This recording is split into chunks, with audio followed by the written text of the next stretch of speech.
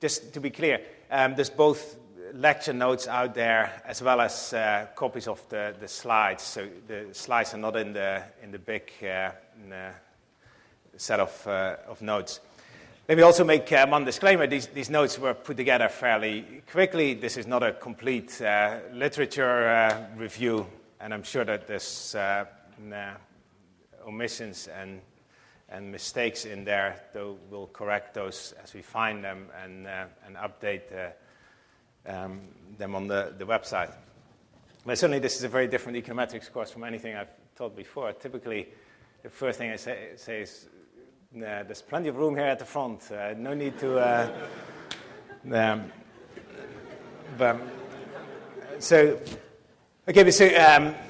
let me get started on the first lecture. So the first lecture I want to talk about part of the program evaluation literature, which has been which has been very active the last 15, 20 years. I want to give a little bit of an introduction, talk about what kind of things we're interested in there, talk about various methods, and then talk about additional pieces of analysis that you might want to do in this case. And I'll illustrate this, some of these methods using some data that has been used many times actually in this literature that was originally put together by Bob Lalonde. This is sort of an interesting area where there's been a lot of activity in the theoretical econometric literature, but at the same time there's been a lot of demand for these methods in the empirical literature, not just the academic literature, but also the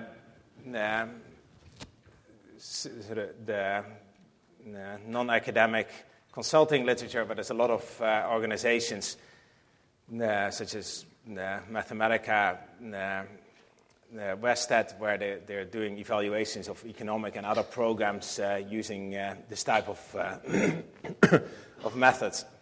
And so the setting is one where we're interested in a binary program. So the example I will use is that of a labor market program. We're concerned that the individuals who take part in the labor market program may not directly be comparable to the individuals who don't take part in the labor market program, but we're going to assume that the biases that would be present in simple comparison can be removed by adjusting for differences in observed covariates. So we may see that these individuals who take part in the program have better labor market histories, have had higher earnings in the past than the individuals who don't. But we're going to assume that once we adjust for those differences, we can interpret differences in subsequent outcomes as causal effects of the program. And so this literature has a long tradition, both in economics and econometrics, as well in statistics. And sort of part of what is interesting about the recent literature is that it really brings together a lot of the insights from both literatures. And so that includes sort of a lot of the theoretical econometric methods that have been developed in the last 10, 15 years, a lot of the semi-parametric methods associated with the work by Newey. And so, but what is remarkable is that in this case, a lot of these methods have actually been used in practice. In fact, many more methods have been used in practice than I would probably recommend. And so I'll talk a little bit about sort of which. I mean, I think part of the literature has focused too much on choosing a particular method of estimation rather than worrying about addressing the conditions that lead to differences in the results from these different estimators. And in particular there, what I think has been found to be very important in practice is that you need a fair amount of overlap in the two groups. So in the end, estimating the effect of one of these programs is going to be based on comparing individuals who went through the training program with individuals who didn't. The key assumption is going to be that if these individuals look similar in terms of a bunch of observable characteristics, we can make that comparison.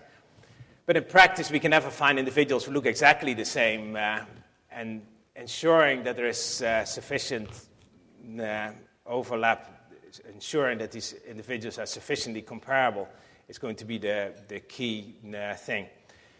And there's going to be a number of things that researchers ought to do prior to actually estimating these effects in terms of making these covariate distributions more comparable. And so I'll talk about a fair amount about that.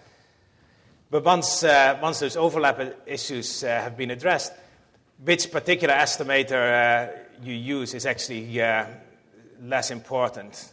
The ones that seem to do best in practice are ones that combine various methods of removing biases. And so that typically involves either matching or weighting in combination with regression adjustment. But really, one of the two key points that I want to make in this lecture is that prior to using the outcome data, possibly prior even to having the outcome data, there's a fair amount of analysis to be done involving just the joint distribution of the indicator for the program and the covariates. So variables that are traditionally thought of as just right-hand side variables, but looking at their joint distribution is very important for assessing whether any of these methods is going to work and which particular methods are going to work well. So let me then set up the notation, which is by now it's the standard way of setting this up in the literature since the early 90s. So we have N units, individuals in the labor market program. For each individual, we think of there being two what we call potential outcomes. An outcome that you would see if the individual were not to take part in the program, denoted by Y0, and Y1, the outcome that you would see if the individual took part in the program. And it's the difference between those two outcomes that is the effect of the program. Now, just as an aside, this from sort of 70s, 80s econometrics, this seems a very unusual way of setting things up. But in some sense, this is very much the way economists have always thought about structural problems and causal questions. A demand function is exactly the same thing, but with a potentially continuous argument. You think of a demand function as telling you what demand would have been at each value of a price. And here, the Y0, Y1 are similarly the outcomes you would see at multiple values of a particular covariate. So in addition to these two potential outcomes, we have a number of covariates denoted here by xi. And the key thing is just that these are not affected by the treatment. They often involve lagged values of the outcome, but they may also involve permanent individual characteristics. So in the labor market example, these will, where we're looking at the effect of the program on earnings, these will involve earnings prior to the program, as well as individual characteristics such as age, education, marital status. And so what we observe is the triple W, Y, and X, where Y is the realized outcome. And the fundamental problem is we would like to make statements about Y1 minus Y0, but we only get to see one of those two the same way. We may be interested in estimating a demand function, but we only get to see demand at the realized price and not at any other price. Two other pieces of notation that I'll use later, and for this reason it's sort of helpful for people to have the slides also for subsequent lectures. So E of x is what is known as the propensity score, the conditional probability of getting the treatment given the covariates. I also define the conditional expectation of the two potential outcomes as mu indexed by W of x. Now let me say something about what we're interested in here. The primary objects of interest are going to be average effects of the treatments. And so we may at some point make assumptions that the treatment is constant for everybody, that y1 minus y0 is sustained for each individual, but we don't want to impose it in a notation, and so we'll only make that type of assumption if subsequently, but not at the stage of setting this up. So what we will be interested in is either the population average of the effect, where we think of the units as coming from some random sample from a large population, or we will look at what is called here the sample average effect, the average only over the sample that we actually have in hand. Now, in some sense, it's a very subtle difference, and it's a difference that doesn't matter when we look at estimation. When we look at particular estimators, they'll estimate both the sample average effect as well as the population average effect. It is going to matter when we look at precision. The variance for the sample average effect is typically going to be smaller than for the population average effect. And so I don't necessarily want to make the claim that we should be interested in one rather than the other, but I do want to make the point that when you're doing inference, you have to commit to, you have to estimate the variance for either the population average or for the sample average, because the variances are going to be different in a way that doesn't disappear in large samples. And within general, the sample average being easier to estimate, being more precisely estimable than the population average. Now let me talk about the two key assumptions here. And the first one I'll refer to as unconfoundedness, and so it was formulated this way by Rosenbaum and Rubin, which says that conditional on the covariates, if we look at populations that are homogeneous in the covariates, the potential outcomes are independent of the treatment indicator. And this is really what we mean informally by exogeneity. And so to make that link more explicit, suppose we actually have a linear model for y0, and suppose that the treatment effect is constant. Then we have a additive linear model for the observed outcome. Y is equal to alpha plus tau times w plus x prime beta plus epsilon I. And in that case, given those additional assumptions, unconfoundedness is equivalent to independence of the treatment indicator and the disturbance conditional on x, which is what we informally mean by exogeneity. Part of the reason I don't want to refer to this assumption in general as exogeneity is that it doesn't actually agree with the textbook definitions of exogeneity. If you look at the paper by Engel, Henry Richard, they define a number of versions of exogeneity, and this doesn't necessarily capture this case. In addition, it is important, or it is very useful, that we can make the unconfoundedness assumption without any functional form assumptions. We can still transform the outcomes here by taking logs or anything, and that doesn't affect the substance of the assumption, where it would do so if we combine it with the linearity and additivity assumptions. Let me briefly give some motivation for this assumption. There's been a large literature on this large literature using this, exploiting this assumption, but there's also been a fair amount of discussion whether this is reasonable. And so I want to make 3 points. One is that just from a data descriptive point of view, think again about this labor market program. We have a number of individuals who volunteer for this program. We have a number of individuals who choose not to take part in this program. We're interested in estimating the effect of the program. You could compare, the starting point clearly would just be to compare average outcomes in the two groups. But suppose you see that on average, the individuals who go through the program are much older than the individuals who don't. It's clear that that you would be better off basing the comparison on individuals with the same age, comparing individuals with the same age in both the treatment group and the control group, even if that isn't necessarily going to be adequate, even if that isn't necessarily going to be credible, it clearly is a more sensible. It is more sensible to adjust for those differences than not. And if you were to find that adjusting for something as simple as age took away any evidence of an effect of the program, you'd certainly not think there was much credibility to any finding of an effect.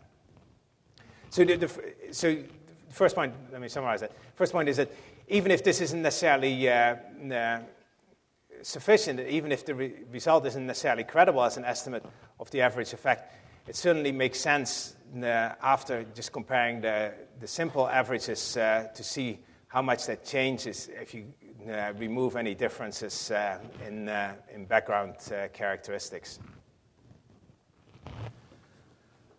Second argument is closely related, but the point there is that if we're not willing to make this type of assumption, then somehow we're going to have to find comparisons for individuals who went through the training program who look different from the individuals, who look different. So suppose we have a woman who went through the Lalonde data is an evaluation of a labor market program for women. Suppose we have a woman who went through this training program who had a particular labor market history, who's 30 years old, who has 2 kids, who dropped out of high school, and we're trying to figure out what the effect is of the training for that person. With no additional information available about this person, it would be hard to see how you could do better than finding a woman in the control group with the same labor market history, same age, same number of children, and the same educational background. Again, it may not be sufficient to adjust for these things, but it's hard to see how you could systematically do better by finding someone who looks different, how you could systematically do better by using someone who was 36 years old and had 3 kids and didn't have a high school degree, than looking for someone who's exactly the same. And the only settings where we do use alternative analysis, we have very strong assumptions about, we have very credible information about reasons why other comparisons are going to be more credible. So in instrumental variable settings that I'll talk about later this afternoon, there's going to be covariates that we really don't want to control for. And similarly, in regression discontinuity settings, there's going to be covariates that we don't directly want to control for, but it's because there's very specific information about those variables available. In most cases, like the labor market program I just described, it would appear you would be much better off making these people comparable along observable dimensions. And absent any of these assumptions, you wouldn't be able to estimate the average effect. You would only be able to get bounds. I'll actually talk about it on tomorrow. Final argument is that unconfoundedness is certainly consistent with optimizing behavior by individuals. If individuals choose to participate based on some expected benefit from it, as long as that involves some differences in incentives or differences in costs that are unrelated to the effect of the program, then you may well find data where individuals will look the same in terms of observable characteristics, make different choices in terms of program participation, but they can be made comparable by conditioning on the covariates. So here the point is just that unconfoundedness is certainly consistent with optimizing economic behavior, even though it obviously isn't consistent with all such behaviors. Second assumption that I'm going to make throughout this lecture, I'll come back to this one as well, because this is one that is testable and may require some adjustment to the data, is that we're going to assume that conditional on the covariance, the probability of receiving the treatment is strictly between 0 and 1. This just means that for all values of the covariance, there's going to be individuals who receive the treatment and individuals who don't. If we find that for some set of x's, the probability of receiving the treatment is 0, there's obviously very little we can do in terms of estimating the effect of the program for those individuals. And unless we're making extrapolation type assumptions or assume that the effect is constant, we cannot say much about the effect for those subpopulations. Given these two assumptions, we can actually estimate the average effect in principle. We can define what's called here tau of x as the average effect of the treatment given the covariance by unconfoundedness that can be related to the joint distribution of the observable variables y, x, and w. And by the overlap assumption, we can actually estimate these conditional expectations because there will be individuals in each of the groups. Given identification of tau of x, we can estimate the population average by just averaging that over the sample distribution of the covariance. So what this leaves us is that we now have a well-defined statistical problem. We can estimate tau of p, or we can identify tau of p. And the question is what to do in practice. And this is really what's been the subject of a substantial literature, both in statistics and econometrics. What are sensible ways of estimating tau sub p? Now, before getting there, let me make two more comments on the actual assumptions. One is that, in principle, for most of what we are interested in, namely these average effects, we could weaken the assumptions a little bit. One way we can weaken them is, instead of assuming conditional independence, we could just assume that the conditional mean of the potential outcomes doesn't depend on W. That is clearly a weaker assumption, but in practice, my view is that it's actually very rare that you can make a credible case for the weaker assumption without the case being just as strong for the stronger assumption. Making the assumption only in terms of conditional means really requires you to commit to a particular functional form. If it holds in levels, this assumption wouldn't hold in logs anymore, unless the full conditional independence version of this holds. Second point, so in my view, this weakening of the assumption isn't all that useful. What is more useful is that if we're interested in the effect only for the treated, we don't need the joint independence of the two potential outcomes. It's sufficient to just assume that y0 is independent of w given the x's. Given that we observe y1 for all the individuals that we care about, we only need this for the potential outcome under the control treatment.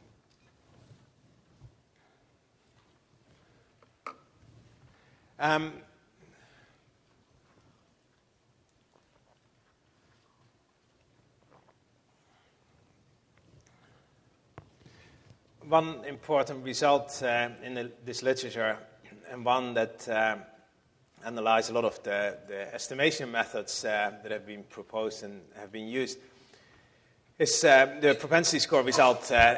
If unconfoundedness holds, so if in subpopulations that are homogeneous in the covariance, we have independence between the potential outcomes and W, then it's also true that if we condition only on the propensity score, we get this independence. And in principle, that's a very powerful result. If we have a 20-dimensional vector of covariance, and we often have a lot of covariance to make the unconfoundedness assumption more plausible, this says we don't actually have to adjust for the differences in all these covariates. We don't have to look for individuals with the same along all these dimensions. It's sufficient that these individuals are the same on one particular measure, on a scalar measure of all these covariates. So we don't have to going back to this example, we don't have to look for a woman who was 30 years old, 2 kids, has a high school degree, and had a particular labor market history.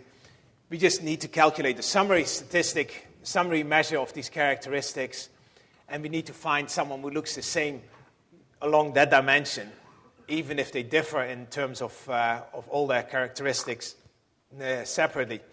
And so one of the big challenges in this literature is that it's going to be difficult to do non-parametric adjustments in high dimensions. And so in principle, this seems like it gives you a way out, because you only need to adjust for a single variable. The problem, of course, is that in practice, we don't know what the propensity score is. And so rather than solving the problem, this really shifts the problem. That it's still an extremely useful result, and it's going to help us motivate different strategies. But it doesn't directly solve the problem unless we were to know the propensity score, which is a case of very limited interest. Okay, now I'm going to give one technical result which will be extremely useful later for comparing some of these methods. So making only these 2 assumptions, unconfoundedness and overlap, we don't need any functional form assumptions. We could make parametric assumptions on the regression function or linearity assumptions, but in principle, we don't actually need any of those. What Jen Han showed is that you can estimate the average effect in the population at the standard root-n rate, and you would get a variance that is equal to this expression 1 on this slide. This depends on the conditional variances and the propensity score. And the main reason for giving this here is because it'll come back later when we look at these estimators. But what you can see here already is that it's going to be very difficult to estimate the population average effect if the propensity score is close to 0 or 1. What would happen in that case is that one of these two ratios would get large, and there would be no estimator, sort of with a relatively small variance. And so this is where the overlap assumption is going to be very important. The limited overlap in the covariate distributions corresponds to the propensity score being close to 0 or 1. Okay, so now we're going to get to a more practical part. I want to look at some of the estimators that have been proposed, and I'm grouping them in 4 categories. Estimators, regression estimators that estimate these conditional mean functions, matching estimators, and estimators that use the propensity score, and various combinations of these 3 things. And in the end, I think the recommended thing in the current state of the literature is to combine regression with either matching or propensity score weighting, and that leads to more robust results. As I said at the very beginning, once there is sufficient overlap, the differences between these estimators should be relatively small, and I'll actually illustrate that with this Lalonde data. But let me just make a couple of comments about each of these class of estimators themselves. So the regression estimators, what I mean by that is the estimators that are based on first estimating the regression function mu of w of x. So what you would do is just take the treated observations, estimate, say, a linear regression function, predict the regression function at the sample value of the covariates, take the difference with the regression function for the controls, and average that whole thing over all the covariates. A very simple ways of implementing that consists of having linear specifications for these 2 regression functions, possibly even with a constant treatment effect, in which case you're back to just doing OLS. And in the end, that's very likely the most common estimator for this case. We just try to remove biases coming from the covariates by including the covariates in the regression linearly and additively. You could generalize this by having different slopes for the two groups. You could have higher order terms, and so there's a lot of theory. There's some work by Xiaohong Chen, Hong, and Tarozzi looking at estimators where you slowly let the number of covariates increase, and they show that doing that gets you to the efficiency bound. You can do the regression using kernel methods, and again, you can get consistency there. But in principle, all these methods work by estimating these two regression functions. And really, the main concern with those estimators is that they can be very sensitive to differences in the covariate distributions. In the end, these estimators rely very heavily on extrapolation. The way to think about it is we're going to use the regression function estimated on one group to predict what the outcomes would have been in the other group. And so if, so suppose we just had a linear regression function, and suppose the average value of x in the treatment group is x bar t, we would predict that with the average outcome in the control group plus the difference in the covariates times the estimated regression coefficient.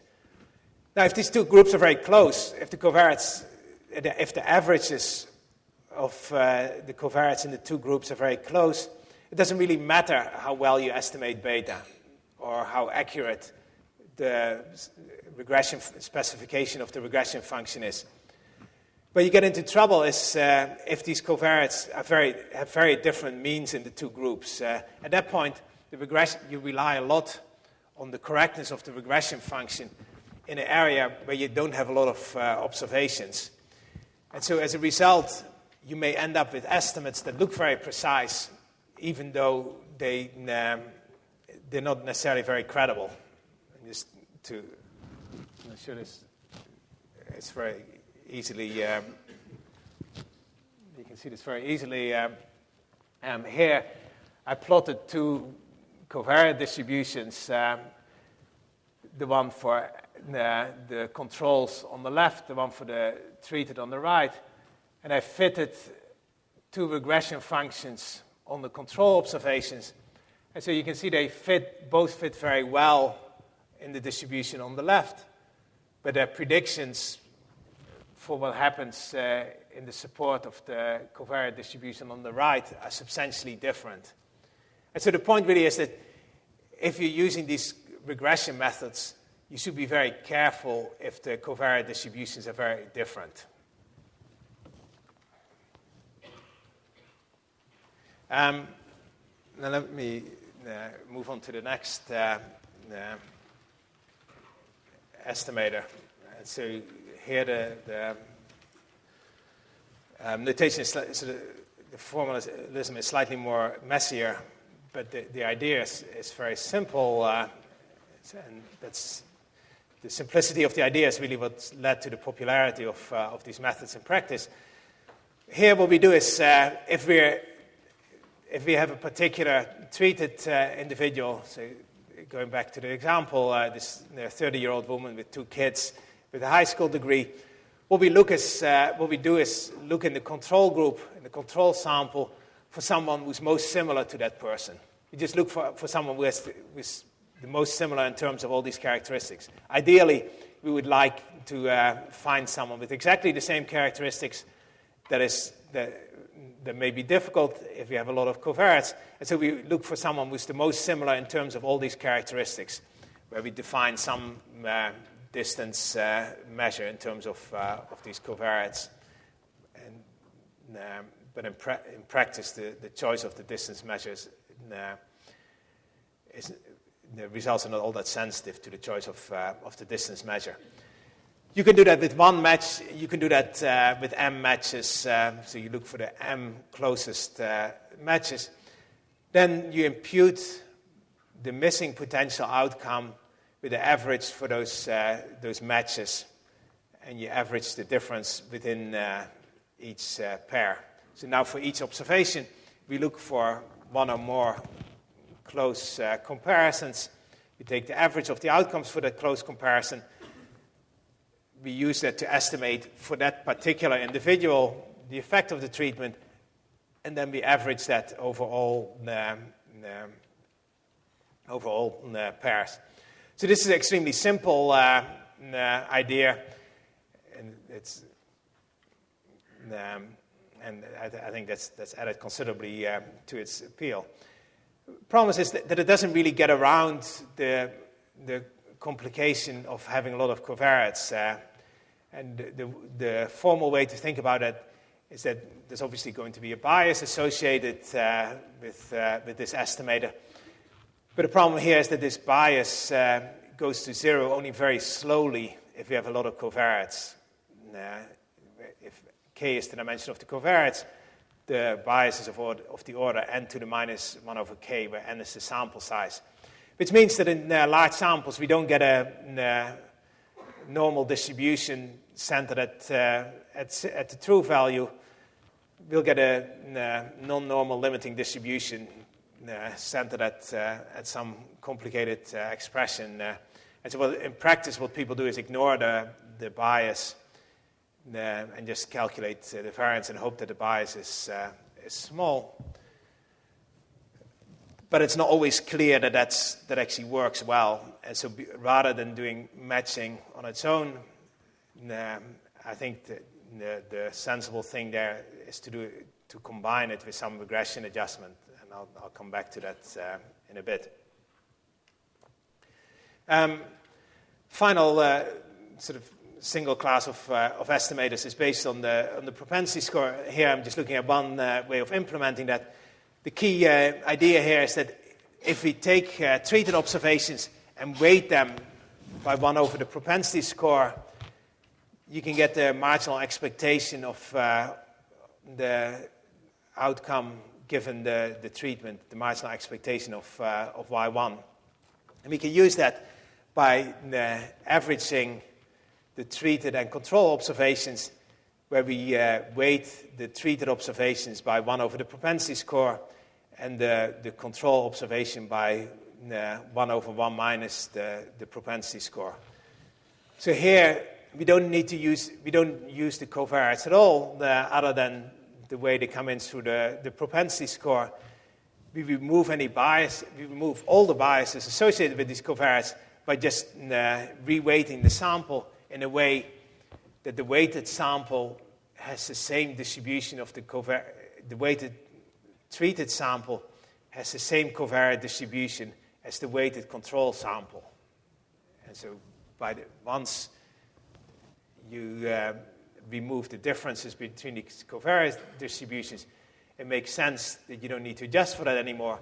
It's just like the old omitted variable bias result, that if the omitted variable is uncorrelated with the included one, dropping it doesn't affect the estimator. And so you can in fact get an efficient estimator doing this by estimating the propensity score and implementing it in the following way. The problem still is that this estimator relies very heavily on getting the propensity score right, and so in practice, that is a very difficult object to estimate for this purpose. And so again, using this estimator on its own is not something I would really recommend. Rather, I would combine it with the type of regression adjustment that I'll talk about in a second.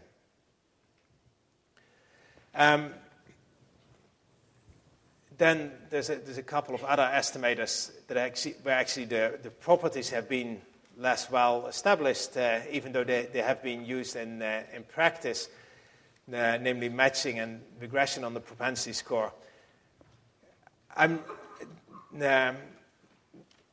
particular, with regression on the propensity score, I think that there's serious issues with that. Recall that the propensity score is sort of a purely statistical object here. It's a conditional probability of receiving the treatment given the covariates. Something that by its nature is between 0 and 1. There's no particular reason why the outcome, the conditional expectation of the outcome given that should be well approximated by a linear function. In particular, if the propensity score gets anywhere close to 0 or 1, individuals with a propensity score, say, of 0.05 and 0.01 are clearly very different. One of them has twice the chance of being in the treatment than the other. That's a much bigger difference than between 0.55 and 0.5. And putting the propensity score in linearly, or even doing it in a more flexible way, really analyzes the data as if the propensity score sort of has more substantive meaning than it has. So I see very little reason for using those estimators, and I haven't seen much evidence that they do particularly well either. Okay, let me then discuss briefly two of the things that I think are much more likely to work well in practice. One is to think of the weighting estimator, the Horvitz-Thompson estimator, as not so much in terms of taking a weighted average, but in terms of doing a weighted linear regression. In the end, you can interpret this estimator as doing a linear regression of the outcome on an intercept and the treatment indicator with the weights depending on the propensity score and the treatment indicators.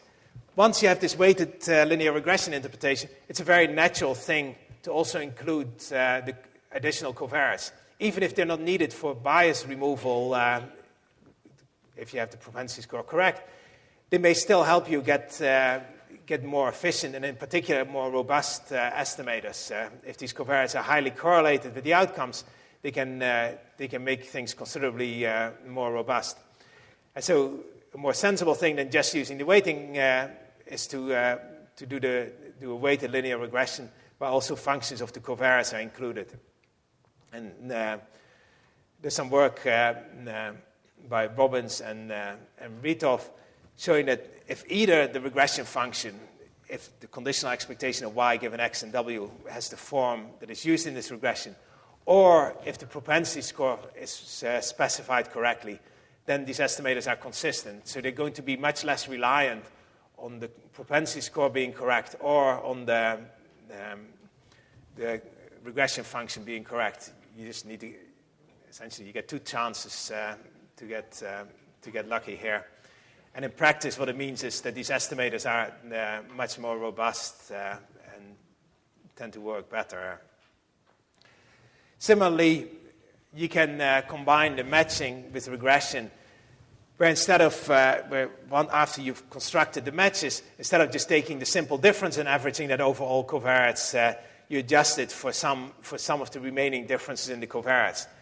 By now, by the very nature of the matching, the covariates should already be very close, but if there's still some differences left, removing that with regression is likely to improve things considerably.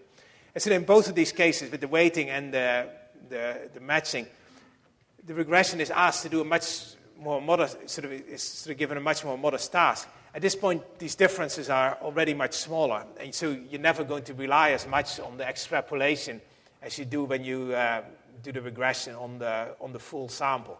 And that's really what is extremely important in cases with limited overlap in the covariates. Linear regression does perfectly well in approximating most smooth functions over a limited range, but it doesn't necessarily do very well approximating things globally, or if the covariates are very far apart. Okay, on another sort of practical concern, I'm going to make a couple of comments on estimating the variance. Now, so a bunch of these estimators are known to reach the efficiency bound. In that case, estimating the variance in principle is sort of conceptually straightforward. We just need to estimate all the components of that variance expression, ideally non-parametrically, and just plug them in.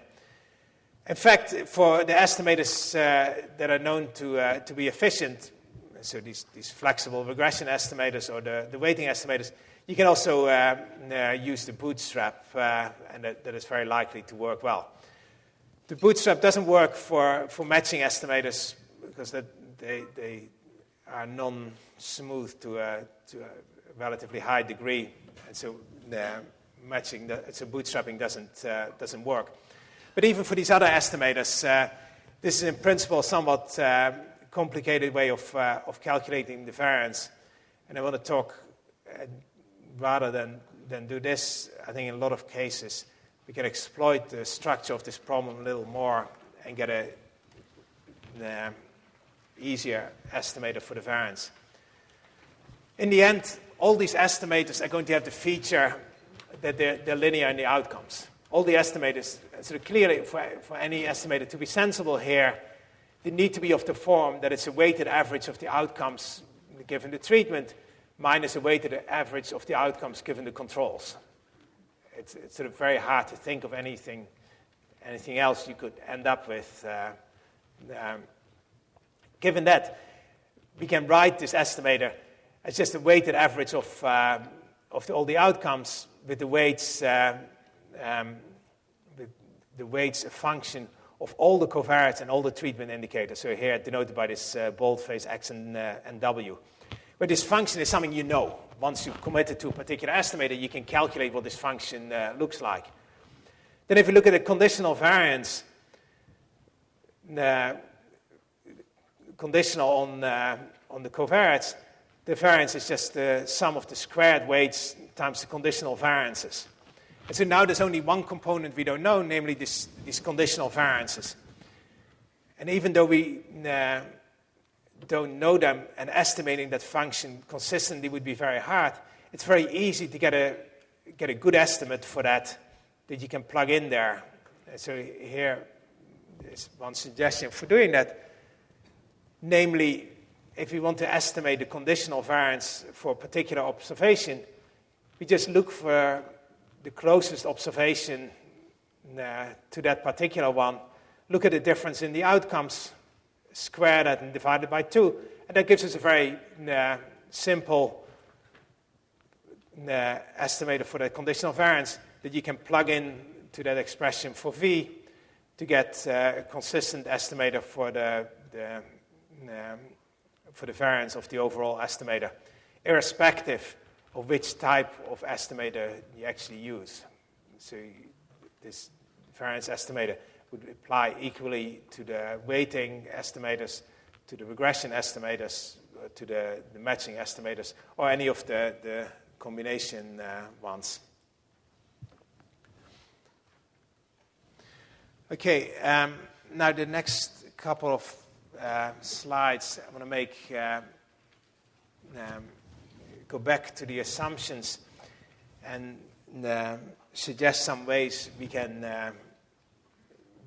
see whether they're credible and whether in the end any of these analyses are going to give us credible results.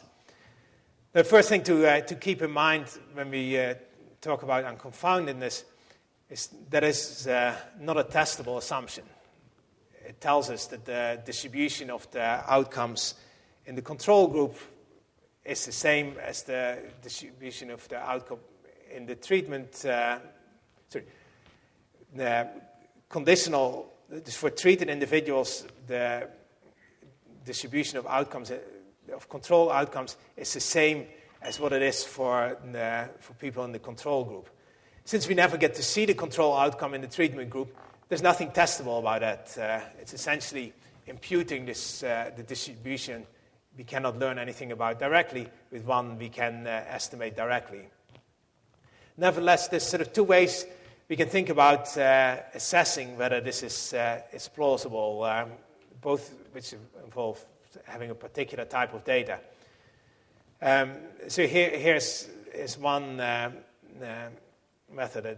So this this goes back to some work by Heckman and Hodds and by Rosenbaum. The idea is that sometimes we have multiple control groups.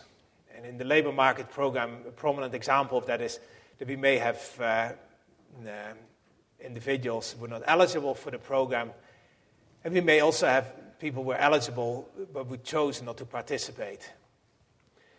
Now, if we're willing to extend the unconfoundedness assumption to assume that both of those potential control groups are in fact valid, both of those comparison groups are valid, then what we could do is look at the two comparison groups and see whether any of these methods remove the differences between them. If in fact it is true that conditional on the covariates, the potential outcomes are independent of whichever group these individuals are in, then it's also the case that given that these individuals are in one of the control groups, the control outcome should be independent of which of exact group they're in.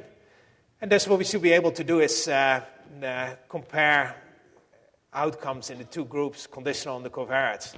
And the way we can do that is exactly the same way we estimate the average effects for the program in the first place.